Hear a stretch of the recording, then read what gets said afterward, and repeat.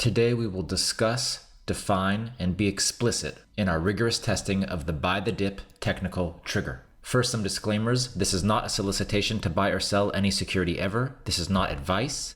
The results here are provided for general information purposes as a convenience to the viewers. The materials are not a substitute for obtaining professional advice from a qualified person, firm, or corporation. And a reminder, please note that the executions and other statistics on this video are hypothetical and do not reflect the impact, if any, of certain market factors such as liquidity and slippage. Here we go. By the time this webinar is done, you will see the exact technical settings that have shown a buy the dip opportunity and how this signal compares to the baseline. We will see actual examples with charts and results. We will see the results in the scanner, but we make a note: buying the dip is only a good idea if the stock goes back up. Otherwise, it has a different name. It's called buying a losing stock. We're focused not so much on buying the dip, but more on when to buy the dip. Let's define what makes a good trade candidate. We want a win rate that shows more wins than losses, and most importantly, we want to see an average return that is greater than the baseline. There's no use in using extra analysis or technical triggers if the result is a strategy that doesn't beat the baseline bullish strategy of just buying a call every 30 days. For some quick definitions, for the 10-day and 21-day moving averages, we're using exponential moving averages.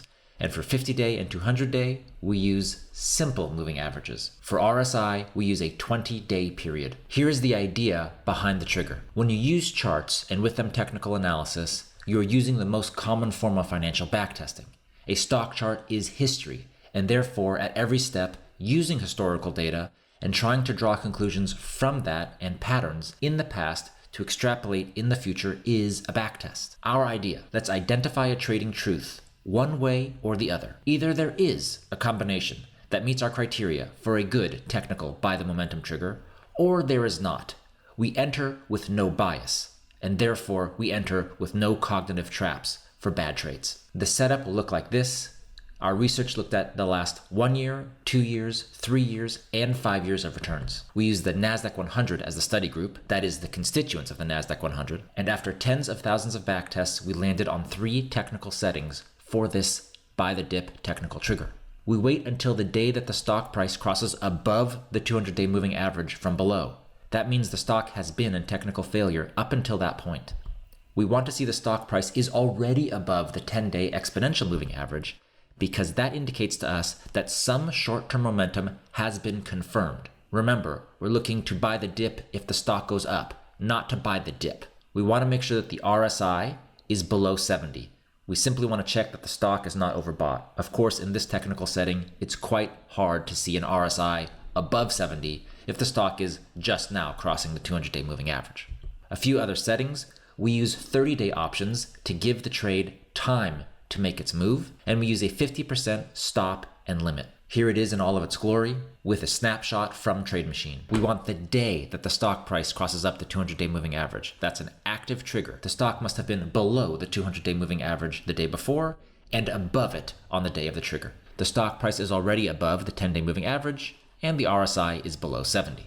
Now, if we look at the buy the dip technical trigger and the results using the study group, the constituents of the NASDAQ 100, first, we look at the average return. That is the average return of all of the trades per stock. Over a 5-year time period, just owning a 30-day call and rolling it every 30 days and avoiding earnings yielded 5% per month. Using the buy the dip trigger yielded 10% per month. Over 3 years, we saw a 7% return on the baseline. But using the CML buy the dip technical moving average trigger, we saw a 16% return. Over the last 2 years, we saw a 5% baseline return jump to 24% per trade per month on average using the buy the dip trigger. And over the last year, the baseline returned 6%, while the model returned 23%. Notice how consistent the baseline is. That is, buying a 30-day call and never trading earnings and rolling it every 30 days has returned about the same amount monthly over the last 5 years, no matter how you slice it. Yet when we look at the buy the dip trigger, we can see significant increases in returns above the baseline and increases in returns as we come closer to the present, because a buy the dip has become a bigger part of the market, because politics, interest rates, and tariffs have become a bigger part of the macro narrative, and therefore there are much more abrupt dips and, when you get it right, much more abrupt returns off of those dips as the stocks rise. When we look at the win rates by stock over a 5-year period, 67% of the stocks in the NASDAQ 100, when you take all of their backtests into one bucket, showed winning returns. That win rate stayed above 60% even as we got down to the last year. So we have seen substantially higher average returns relative to the baseline and substantially positive win rates, exactly what we intended to see if we were to decide that this trigger was in fact robust. Even further, when we looked at the rigorous testing of the buy the dip trigger, we found this. Over 5 years, if we just took the constituents of the NASDAQ 100 and rolled a call every 30 days while avoiding earnings, we saw 6,769 trades. But if we only bought that call when the stock had dipped and was showing a recovery from technical failure per the model, 85% of the trades were avoided. Over the last year, 80% of the trades were avoided. This trigger yields substantially higher average returns, substantially high win rates, and avoids substantially most of the trades without it. Of course, the past is no guarantee of the future, but at least we now have a rigorous, empirical, and explicit result for a buy the dip trigger. We can go to the Pro Scanner, go by strategy. For these purposes, we'll just use the NASDAQ 100, though of course you can use this scan on any group of stocks you like. We'll go down under Never Trade Earnings to Buy the Dip, Technical. And now we're going to get all of the best performers from this trade. We can sort it by ticker, and we're going to see some of our favorite names. Apple and AMD, Activision, even Baidu. And we can go through this list and find all of the best performing stocks. If we go back to Apple, you can just click on the link and it will load in your trade machine. But while we're here, let's think about the types of companies that would perform well with this trigger. It would be companies that react heavily to macro news, companies that have exposure to China, companies that have exposure to large momentum swings. So let's add Starbucks, which has a huge exposure to China, Cisco, which has huge exposure to China, Intel, which has huge exposure to China, and Netflix, which has huge exposure to momentum. And now we look over the last 3 years and we see the results. These trades can come in bunches and then go away, but for each of these stocks, the win rates are at a minimum of 60% and the returns are absolutely staggering. And you can go further with this. If you click on a backtest tile, let's say Apple, you can see that the average return was 110%. And then we can pick out a trade. On February 12th, 2018, this triggered and it closed on February 15th. The stock went from $162 to $172, and the calls went from 390 to 970 in 3 days. That's 150%. Now, let's look at that in a stock chart. And here it is. This black line at the bottom is the 200-day moving average. This more volatile line is the 10-day moving average. We can see on February 12th, 2018, Apple stock had gone from below the 200-day moving average to above the 200-day moving average. And the stock price crept above the 10-day moving average as well. This was the trigger point, and this was the rally in just 4 days that showed 150% gain in the calls. You'll notice that Apple had been in a dip for quite some time. The question was not, is the stock going down? That's easy to find. The question to answer is, when historically has this downtrend turned into an uptrend? It seems easy enough when you look at a chart, but remember, in real time, you don't have a chart of the future.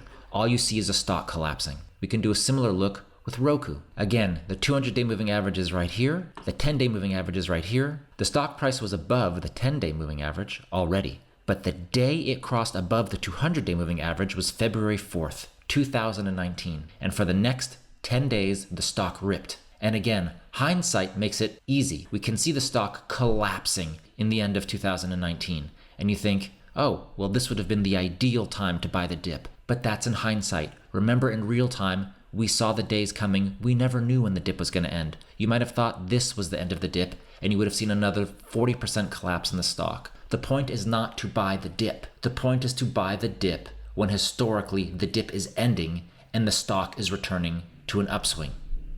We can go ahead and add Roku and even AMD into the backtester and see the results for those two stocks.